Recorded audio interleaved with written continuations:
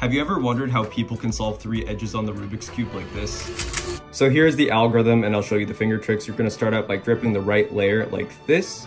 You're gonna do a R2 with your whole hand, U prime with your whole hand, and you're gonna do a S prime move with your left index like this, U2 prime with your whole hand. You're gonna do another S move with your right ring finger this time, continue whole hand with U prime, and then finish with an R2 with your whole hand again.